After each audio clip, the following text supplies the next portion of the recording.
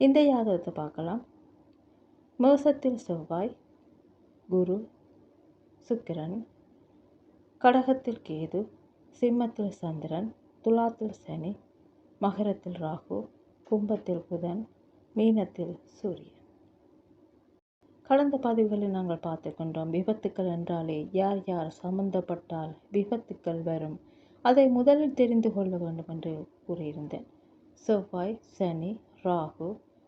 செவ்வாயும் விபத்துக்கு மூலமான ஒரு காரக கிரகம். செவ்வாயோடு ராகு சேர்ந்தாலும், செவ்வாயோடு சனி சேர்ந்தாலும், சனியோடு ராகு சேர்ந்தாலும் விபத்துக்கள் வருவதற்கான வாய்ப்புகள் உண்டு.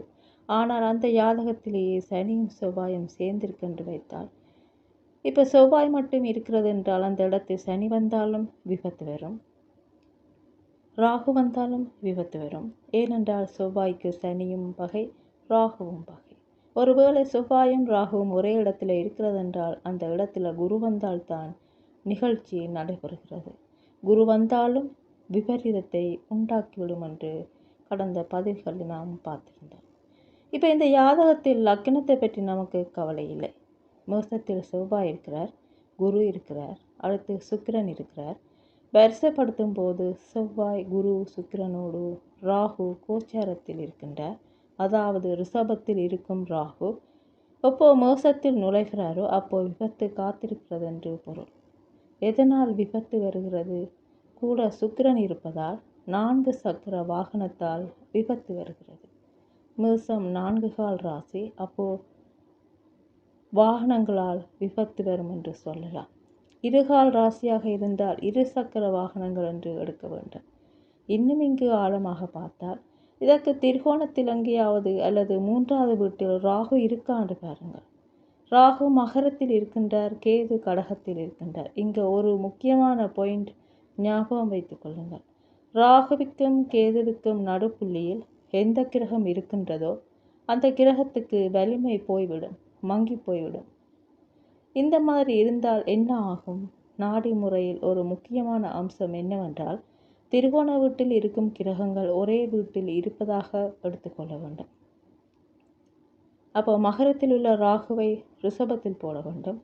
கேது அங்கே இருக்கு கடகத்தில், அதை மீனத்தில் போடலாம். மீண்ட கடகம் வடக்கு ராசி, மீனம் வடக்கு ராசி. இப்போ மீனத்தில் போடலாம். அப்போ ராகுவுக்கும் கேதுவுக்கும் இடையில் 3 கிரகங்கள் சிக்கிக் கொண்டன. ஒரு கிரகம் குரு, அடுத்தது செவ்வாய், அதற்கடுத்தது சுக்கிரன். அப்போ சுக்கிரன் முதல்ல நாங்கள் சொல்லிட்டோம் வாகனங்கள். செவ்வாயோடு எப்போ ராகு தொடர்பு வருகிறதோ அப்போ யாதகருக்கு வாகனத்தால் கைகால் அடிபடும், விபத்து ஏற்படும் என்று பொருள். அப்போ விபத்து ஏன் வந்தது? செவ்வாய் இருக்கும் இடத்தில் ராகு வந்ததனால். இதற்கு முன்னால் விபத்து வந்திருக்கிறதா என்றால் குறைந்தபட்சம் 10 வருடத்துக்கு முன்னால் அல்லது 9வது வருடத்தில் இந்த சனி எங்கே இருந்திருக்கும்? மேசத்தில் இருந்திருக்கும். மேசத்தில் சனி வந்தபோது விபத்து வந்ததா என்றால் இல்லை. ஏன் வரவில்லை? விபத்து வரவில்லை. ஏன்? சனி அந்த இடத்துல சுத்தமாக நீசமாக போய்விட்டார், அதாவது வலிமையில் வந்து விட்டார். சனியை விட மற்ற கிரகங்களுக்கு பலம் அதிகமாக இருக்கு. ஆகையினால் விபத்து வரவில்லை. சனியால் ஒன்றும் செய்ய முடியவில்லை, அதனால் விபத்து வரவில்லை. அப்போ ஒரு கிரகத்தின் மீது ஒரு கிரகம் போகும்போது சனியினால் செவ்வாயை வெல்ல முடியுமா? முடியாது. சமமான பலம் இருந்தால் தான் சண்டை வரும். இங்கு சனியினால் ஒன்றும் செய்ய முடியவில்லை.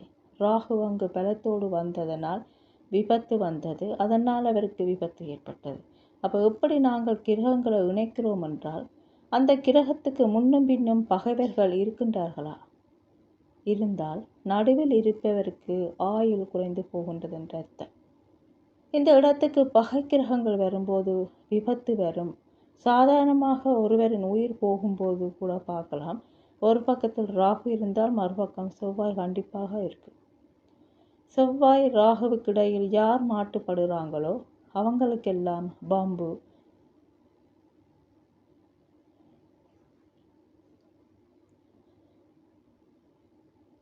ஒரு பக்கத்தில் ராகு இருந்தால் மறுபக்கத்தில் செவ்வாய் கண்டிப்பாக வரும்.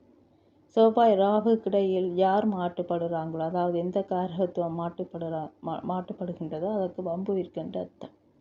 செவ்வாய்க்கும் ராகுவுக்கும் இடையே ஒரு கிரகம் சிக்கிடுச்சு என்றார் அந்த கிரகத்துக்கு கண்டிப்பாக விபத்துக்கள் ஆபத்துக்கள் வரும் என்ற அர்த்தம். அப்போ கோச்சாரத்தில் ஒரிஜினல் ஜாதகத்தில் இருக்கக்கூடிய கிரகத்தின் மீது மற்றொரு கிரகம் வரும்போது இங்கு மாத கிரகமாக இருக்கலாம், வருஷ கிரகமாக இருக்கலாம், எதையும் நாங்கள் பார்க்கவில்லை. செவ்வாய் எந்த டிகிரியில் இருக்கின்றாரோ அந்த டிகிரியில் சரியாக ராகு உள்ளே நுழைந்து சேரும்போது கண்டிப்பாக நடைபெறும். சில பேர் கேட்பாங்க, சரியாக சொல்ல முடியுமா என்று.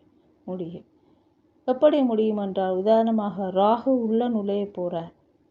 உதாரணமாக மார்ச் மாதம் 1ஆம் தேதி ராகு உள்ளே வருகின்றார் என்றால் அந்த மாதிரி வைப்போம். மார்ச் 1ஆம் தேதி ராகு உள்ளே நுழைகிறார் என்று வைத்துக்கொள்வோம். செவ்வாய் 10 டிகிரியில் இருக்கின்றால் இன்னும் கடக்க வேண்டிய டிகிரிகள் எவ்வளவு? 20.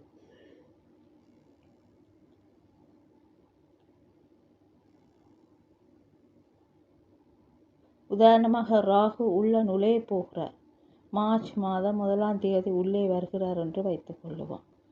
செவ்வாய் 10 டிகிரியில் இருக்கின்றால் அப்போ ராகு அப்போத்தான் உள்ள நுழைகின்றார். செவ்வாய் 10 டிகிரியில் இருக்கு. அப்போ இன்னும் கடக்க வேண்டிய டிகிரிகள் எவ்வளவு? 20. அப்போ அந்த 20 டிகிரிக்கு ராகு வரணும். இப்போ செவ்வாய் 10 டிகிரியில் இருக்கின்றால் 20 டிகிரியை கடந்து ராகு வந்தால்தான் செவ்வாயை அடைய முடியும். 30 டிகிரிக்கு 1.5 வருடம் என்றார். அதாவது ஒரு ராசியை கடக்க ராகுக்கு 1.5 வருடங்கள் எடுக்கின்றன. அப்போ 30 டிகிரிக்கு 1.5 வருடம் என்றால் 20 டிகிரிக்கு எவ்வளவு காலமாகும்? 30 டிகிரிக்கு 1.5 வருடம் என்றால் 20 டிகிரியை கடக்கிறதுக்கு ராகு எவ்வளவு காலமாகும்? 1 வருடமாகும். அப்போது ராகு பேச்சு எப்போது ஆரம்பித்ததோ அதிலிருந்து 1வது வருடம்தான் அந்த ஜாதகருக்கு விபத்து ஏற்படும். விபத்துக்கள் வரும் என்று சொல்லலாம். சுக்கிரனை வாகனம் என்று கூறினோம். சுக்கிரனுக்கு ஒரு பக்கம் ராகு, மறுபக்கம் கேது. அப்போ வாகனத்தால் விபத்து வரும். மேசத்தில் இருக்கும்போது காரினாலோ அல்லது ஒரு பெரிய வண்டியில் வரும்போது ஏற்படும் விபத்து. ராகு மகரத்தில் இருக்கென்று பார்த்தோம். அப்போ எங்கே இருந்தால் அது மகரத்தில் இருப்பதாக நாங்கள் சொல்லலாம்? ரிஷபம் மற்றும் கன்னி. ரிஷபத்துக்கும் மகரத்துக்கும் தொடர்பு இருக்கிறதா? இரண்டும் ஒரே திசை. அப்போது இங்கிருக்கும் ராகுவை ரிஷபத்தில் போட்டுக்கொள்ளலாம். இதே போன்று கடகத்தில் உள்ள கேதுவை மீனத்தில் போட்டுக்கொள்ளலாம். மீனத்துக்கும் ரிஷபத்துக்கும் நடுவில் தான் 3 கிரகங்கள்.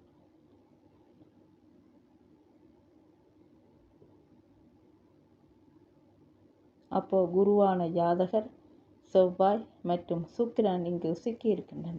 ஜாதகருக்கு வாகனங்களினால் விபத்து ஏற்பட்டது எப்போது? கோச்சார ராகு அங்கு வந்து சேரும்போது. அது அரசு வண்டி.